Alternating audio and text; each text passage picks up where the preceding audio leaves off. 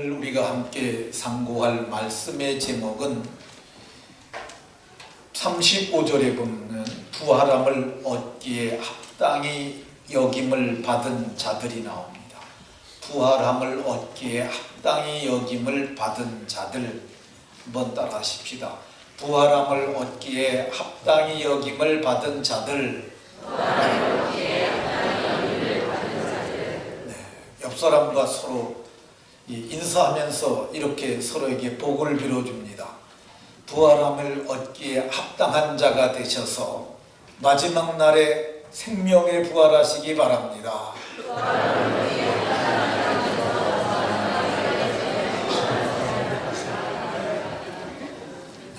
아직 부활함을 얻기에 합당치 못하신 분들이 계시다면 오늘 말씀을 통해서 부활함을 얻기에 합당한 자들로 다 변화되시고, 그래서 마지막 날에는 생명의 부활을 하여 영광에 참여하는 은혜가 저와 함께 말씀의 떡을 함께 떼는 여러분들에게 함께 있으시길 예수님 이름으로 축원합니다. 오늘은 우리가 부활절로 지키는 날입니다. 교회에 큰 명절이 몇 개 있는데 그 중에 성탄절은 12월 25일로 정해져 있습니다. 그런데 부활절은 날짜가 정해져 있지 않습니다. 그 이유는 6월절 지난 그 다음 안식일이 부활절이기 때문에 그렇습니다. 우리나라는 정월이 1월달이 정월입니다. 그런데 시골이 달력이 있어서 정월달은 우리나라의 3월이 되기도 하고 4월이 되기도 해요. 그래서 예수님이 6월절 양 잡는 날에 돌아가셨고, 그래서 6월절 양 잡는 날 다음 주일이 부활절이 되는데, 그 날짜를 학자들이 따져보고 나서 우리나라 달력으로는 춘분이 지나고 만월이 지난 그 다음 주일, 그러니까 춘분이 지나고 만월은 보름달을 얘기를 하죠. 다음에 오는 주일을 부활절로 정해서 우리가 주활절로 지키고 있습니다. 그래서 매년 부활절이 춘분이 다르기 때문에, 그리고 만월이 다르기 때문에, 그래서 조금 이동성이 있는 것을 볼 수가 있습니다. 부활절은 어떤 절기냐면요, 예수님께서 부활하신 날이에요. 그걸 부활절이라고 우리가 지킵니다. 그러니까 부활절을 우리가 기억하고 지키는 것이고요, 예수님의 부활을 기념하고 지키는 것이고요, 그리고 이게 예수님만 부활하실 것이 아니라 예수님이 잠자는 자들의 첫 열매가 되셨다고 성경이 말씀하고 있어요.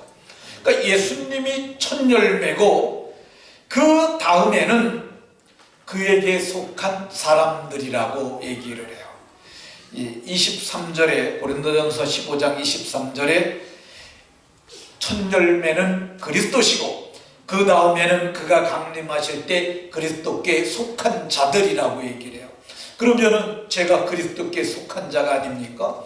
여러분들도 그리스도께 속한 분들이 아니십니까? 그러면은 저와 여러분들이 그날에 부활에 참여하게 될 줄로 믿으시기 바랍니다. 그래서 우리는 부활을 기대하면서 지키는 거야. 그러니까 주님의 부활을 기억하고 기념하고 나의 부활을 기대하면서, 그래서 오늘 이 부활절은 나의 절기이기도 하다, 그렇게 생각을 하는 것이 맞습니다. 그런데 어떤 사람들은 부활이 어디 있느냐라고 말하는 사람들이 있어요.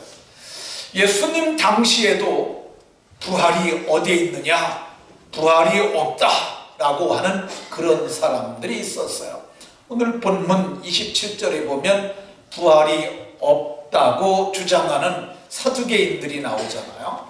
오늘 여기 본문 27절, 부활이 없다고 주장하는 사두개인들이 예수님에게 와가지고 부활이 있으면 이 일이 어찌 되겠습니까 하고 한 가정사를 얘기를 합니다. 얘기가 이렇습니다. 모세가 우리에게 이 율법을 주었는데 그때 우리에게 말하길 장형이 결혼을 했는데 아이가 없이 죽으면 대가 끊어지지 않느냐. 그러니까 동생이 과부된 형수와 동침을 해서 자식을 낳아서 그 형을 위해서 첫 번째 아들을 줌으로 형의 대를 잇고 두 번째 자식부터는 자기의 자식으로 삼아서 그렇게 대를 이어가도록 말을 했다는 거예요. 근데 큰형이 자식 없이 죽어서 둘째가 취하였는데 둘째도 이 자식이 없이 또 죽었어요. 그러니까 셋째가 형수를 취합니다. 그래도 또 자식이 없어요. 그리고 죽고 말았어요. 일곱째가 다 그렇게 됐으면은 마지막 날에 부활이 있다 그러면 그날 이 여자는 도대체 남자 7이 부활을 했고 이 여자는 7 남자의 아내였었으니까 그러면 이 여자는 누구의 아내가 되겠습니까? 그러니까 이러니까 부활은 없는 겁니다 라고 얘기를 했어요. 지금 제가 말씀드리는 것을 형수취수법이라고 그래요. 근데 이것이 우리나라 문화에서는 잘 이해가 되지 않습니다. 어떻게 형수를 감히 그럴 수 있느냐? 그럴 수 있는데 근데 유대 문화에서는 이걸 안 하는 사람이 나쁜 놈이에요. 왜 그러냐면 형이 자식 없이 죽었으니까 대를 끊어지는데 동생이 형수와 결혼을 해서 첫 아들을 그에게 주면 이건 대를 이어주는 착한 일이라는 것이죠. 또 하나는 이 남편을 잃고 홀로 돼서 과부로 살아가는 여인은 고대 근동 지방의 삶은 대단히 고단했어요. 그런데 젊은 동생이 형수와 결혼을 해가지고 형수를 부양하고 자식을 낳아서 기르게 되면 이것 또한 이 좋은 일이라고 생각을 했어요. 그렇게 해서 오늘 이렇게 마지막 날에 그런 일이 7 형제와 한 형수와 문제가 생기면 이거 너무 골치 아픈 문제가 되지 않느냐. 그러므로 이 부활은 맞지 않다고 이렇게 얘기를 했어요. 근데 이런 실제적인 예가 창세기 38장에 보면 나옵니다. 야곱이 12아들을 낳았는데 그 중에 4번째 아들이 유다였어요. 유다는 장가를 가서 엘이라는 아들을 낳았고 둘째 오난이라는 아들을 낳았고 셋째 셀라라는 아들을 낳았어요. 그런데 엘이 장가 들어가지고 다말이라는 여자와 장가 들었는데 여호와 보시기에 악하여서 하나님이 그의 생명을 취하셨어요. 그래서 엘이 죽었어요. 그러니까 형수취수법에 의해서 오난이 동침을 합니다. 형수와 혼인을 하고 형수와 동침을 하는데 이 형수하고 동침을 하면서 그걸 생각을 하는 거야. 이건 자식을 낳아야 내 자식도 아닌데 그러므로 말하기가 조금 그렇긴 합니다만은 성경이 그대로 있는 대로 얘기를 하면 형에게 씨를 주지 아니하려고 땅에다가 설정을 했다고 그래요. 여호와 보시기에 그도 악한 거야. 그래서 여호와께서 그의 생명도 취하셨어요. 근데 이렇게 되니까 유다가 덜컥 겁이 난 거야. 아들 셋이 있는데 다말이라는 여자와 혼인하는 아들마다 죽으니 이거 마지막 셀라까지 줬다가 셀라마저 죽으면 내 대도 끊어지지 않는 게 아니냐. 그래가지고 셀라가 이미 장성했음에도 다말에게 주지 아니하고 너 니네 친정에 가서 있어라. 셀라가 크면 너를 다시 부르리라. 그러고 보내버렸어요. 근데 1년이 지나도 2년이 지나도 3년이 지나도 유다는 다말을 부르지 않았어요. 그런데 어느 날 그 동네 사람들이 이런 얘기를 했어요. 너네 시아버지가 이쪽에다 양치러 왔더라. 그렇게 얘기를 했어요. 그리고 양털 깎는 일을 지금 벌이려고 하고 있다. 이렇게 얘기를 했어요. 그 얘기를 듣고 있으니까 이 다말이 창녀처럼 변장을 하고 시아버지 오는 길목에서 기다리고 있었어요. 근데 시아버지가 왔는데 보니까 창녀가 있는 거야. 그러니까 그에게 가서 내가 너와 동침하려면 어떻게 하면 되겠느냐. 그러니까 당신이 내게 무엇을 주겠어 그랬더니 양 새끼를 주겠다고 얘기를 해요. 양 새끼를 줄 때까지 내게 무슨 담보물을 줘야 될 것이 아니오. 그랬더니 네가 무엇을 원하느냐. 당신의 도장과 인권을 그리고 손에 있는 지팡이를 달라고 이렇게 말을 합니다. 그래서 동침을 했어요. 그리고 서로 헤어졌어요. 그런데 얼마 있다 보니까 이 유다의 며느리 다말이 행음을 하였고 그리고 그로 인해서 임신했다고 소문이 나기 시작을 했어요. 그러니까 유다가 화가 난 거죠. 친정집에 가 있으라고 그랬는데 행음을 하고 임신을 하다니. 그래가지고 찾아가서는 장작을 쌓으라고 그러고 끌어내서 불살을 하고 얘기를 했어요. 근데 그때 다말이 끌려 나오면서 말해요. 내가 이 도장과 인권과 지팡이의 주인으로 말미암아 내가 임신했다. 보니까 유다가 보니까 자기 거거든요. 그때 깨달은 게 있어요.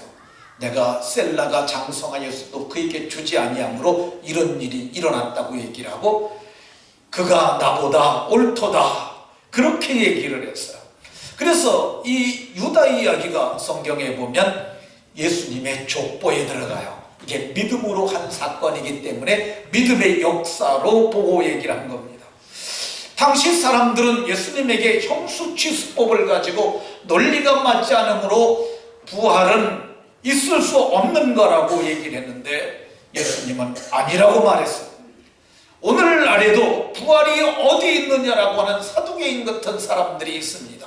여러분들은 사두개인 같은 그들의 말을 들으면 안 돼요. 만일 죽은 자리에 부활이 없다면 그리스도께서 다시 살지 못했을 거라고 성경이 말씀하고 있어요. 어떤 사람들은 부활은 이미 지나갔다고 얘기를 해요. 성경은 분명하게 말하기를 그 사람들은 진리에 관하여 잘못된 사람들이라고 얘기를 해요. 지나갔다 함으로 우리의 믿음을 무너뜨리려 하는데 너희는 그들에게 속지 말라고 이렇게 말하고 있습니다. 성경은 오늘 분명하게 말하기를 부활은 반드시 존재하며 부활 얻기에 합당히 여기심을 받은 자들도 있다고 성경이 말씀하고 있어요. 그러면 부활 얻기에 합당한 사람들은 어디 사나 지금? 성경에 보니까 저 세상과 및 죽은 자 가운데서 저 세상 죽은 사람들이 가서 사는 세상이죠. 근데 부활 얻기에 합당히 받은 자들이 거기서 지금 대기하고 있다고 말씀하고 있어요. 그러면 그들이 대기하는 데가 어디냐? 그게 낙원이야, 낙원. 성경에 예수님께서 말씀하시길 우편 강도에게 내가 오늘 나와 함께 낙원에 있으리라 이렇게 말씀하셨어요. 우리가 죽으면 어디 가느냐? 예수님 믿고 죽으면 죽는 그 순간 천사가 우리를 받들고 하나님의 낙원에 가서 부활 얻기에 합당함으로 부활 때까지 거기 사는 줄로 믿으시기 바랍니다. 그러니까 우리가 그곳에 들어가 있으니까 성경이 말하기를 다시 죽을 수도 없다고 얘기를 해요. 그리고 천사들과 동등이요 그들은 장차 부활의 자녀라고 이렇게 말해요. 거기 가게 되면 우리가 믿음의 열조들도 다 만나게 되는데 아브라함도 만나고 이삭도 만나고 야곱도 만나게 될 것이라고 말했어요. 그리고 하나님은 죽은 자의 하나님이 아니라 모든 산자의 하나님이라고 말씀하고 있어요. 그들은 지금 살아있는 거야. 그래서 성경이 뭐라고 얘기를 하냐면 아브라함의 하나님이셨고라고 말하지 아니하고 지금도 아브라함의 하나님이요 과거에 야곱의 하나님이셨고 이삭의 하나님이셨고 과거를 성경에 쓰지 아니하고 지금도 아브라함의 하나님이요 이삭의 하나님이요 야곱의 하나님이요 내 하나님이 되는 줄로 믿으시기 바랍니다. 그러면 하나님의 낙원에 들어갈 사람들은 어떤 사람들일까?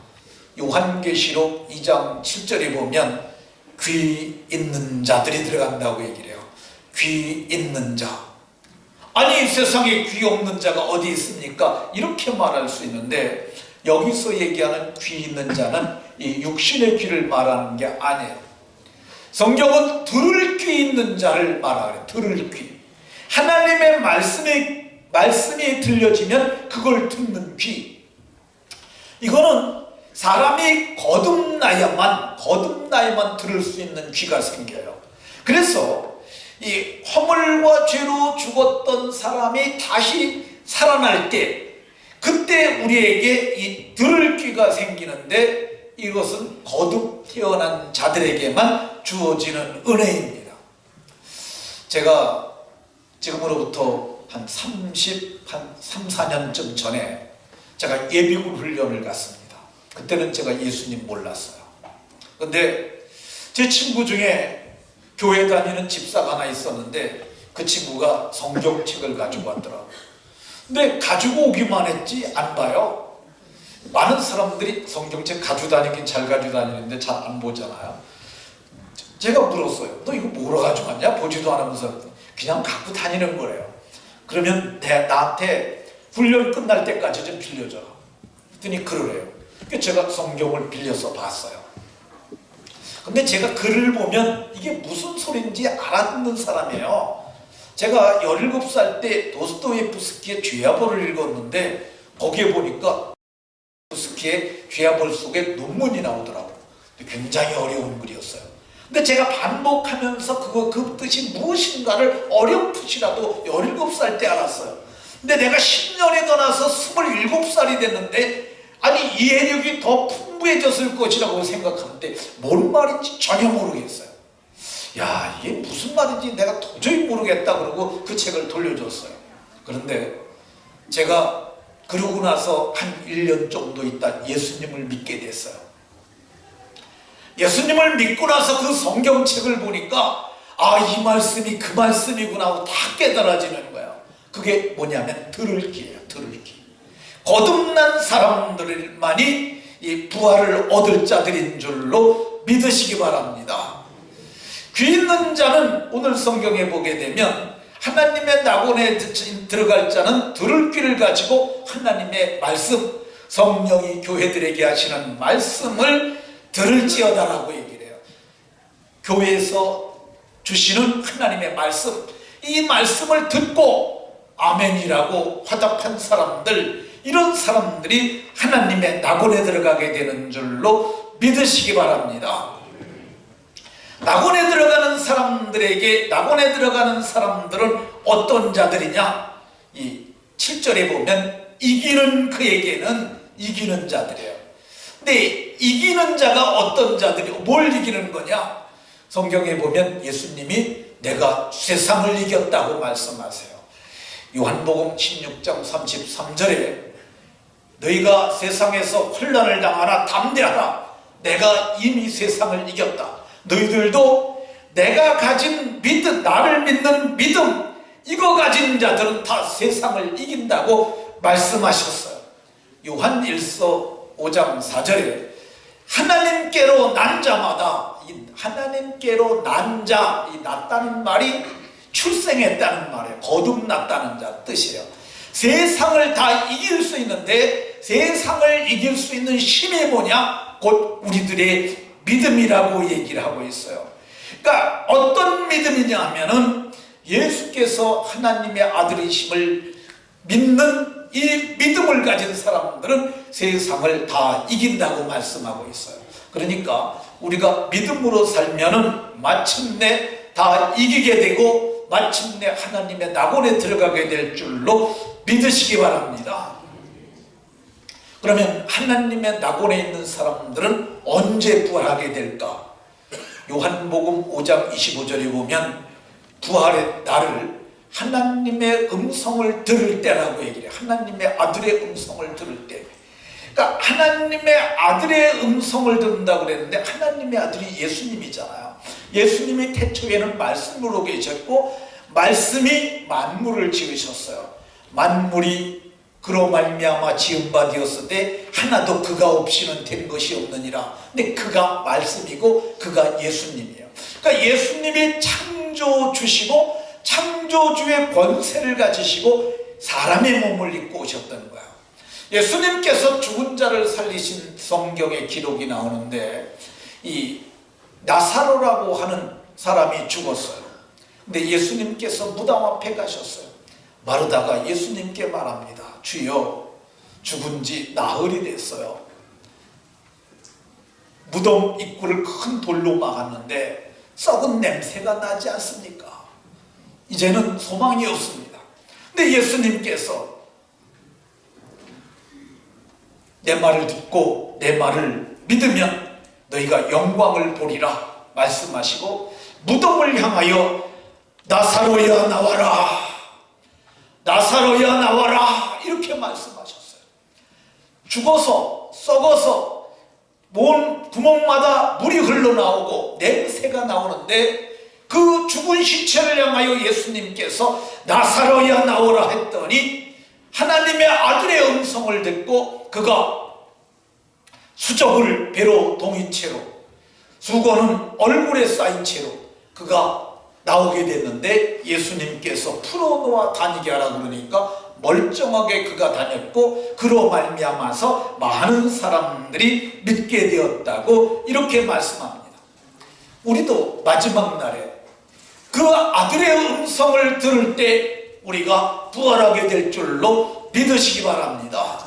바울 사도는 데살로니가전서 4장 16절에 천사들의 호령과 주님께서 다시 오실 때 호령이라고 말씀하세요. 앞에는 아들의 음성이라고 말했는데 동일한 거야. 주님께서 죽은 자들은 다 살아나라 이렇게 말씀하실 때 천사장도 함께 외치며 그때 죽은 자들이 살아나는데, 그러면은 1000년 전에 죽어서 무덤 흔적도 없어졌고 그 시체가 다 녹아가지고 다 흙이 돼버렸는데 그 물로 다 스며들어 버렸고 땅속에 들어갔는데 어떻게 땅에서 사람이 나오느냐? 선지자 이사야는 이걸 믿음으로 봤어요. 땅이 죽은 자들을 내어놓으리라. 주의 죽은 자들이 살아나는데 시체들이 일어나는데 땅속에 이미 진토가 된 자들을 하나님께서 죽은 자들을 땅이 내놓게 함으로 거기서 사람이 나온다고 얘기해요. 그러면 물에 빠져 죽은 자는 어떻게 할까? 칼기 폭파 사건으로 인해서 그때 벌써 빠져 죽은 지가 수십 년 됐는데 시체 못 건졌잖아요. 퉁퉁 불어가지고 이제 새우도 뜯어먹고 멸치도 뜯어먹고 갈치도 뜯어먹고 프랑크톤도 뜯어먹고 그리고 뼈다구마저도 상어가 다 씹어가지고 먹어서 남은 거 하나도 없는데 어떻게 부활할까? 요한계시록 20장 13절에 요한 사도가 그걸 봤어요. 바다가 그 가운데 죽은 자들을 다 내주고, 그래서 우리가 그때 마지막 나팔 순간에 나팔은 일어나라는 거예요. 성경은 예수님 믿어서 죽은 자들을 잠자는 자들이라고 얘기를 해요. 기상 나팔을 불듯이 나팔에 호련이 다 변화되리니. 근데 호련이 다 변화되는데 내가 변화하는 게 아니에요. 그러니까 여러분들은 걱정할 것 없어요.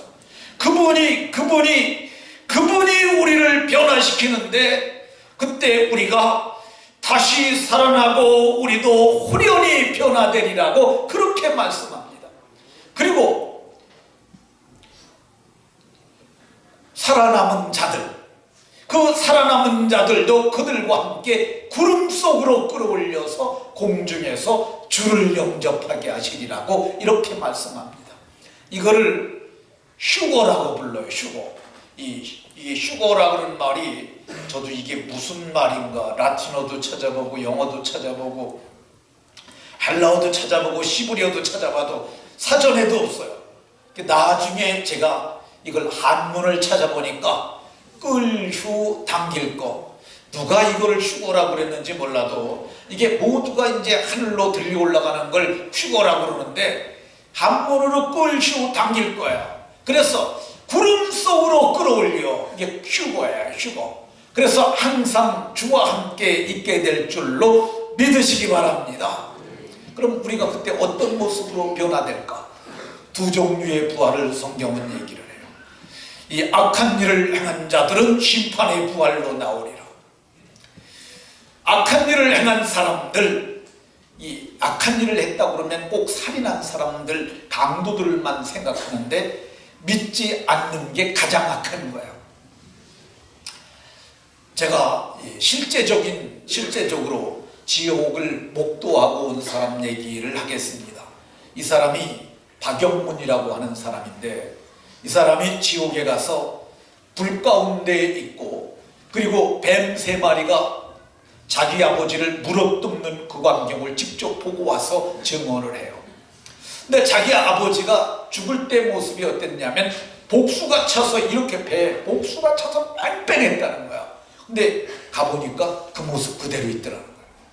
가서 보니까 자기 아버지가 틀니를 물고 죽었는데, 형제들이 아버지 틀니 빼자고 그래갖고 틀니를 빼다가 아버지가 꽉 물고 죽었다는 거예요. 그러니까 그걸 벌리면은 또 문제 생기고 그러니까 그냥 두자고 얘기를 해서 그냥 뒀는데, 틀니를 물고 죽었는데 뱀이 그렇게 자기 아버지를 물어뜯고 그 고통 가운데 계시더라 말을 했어요.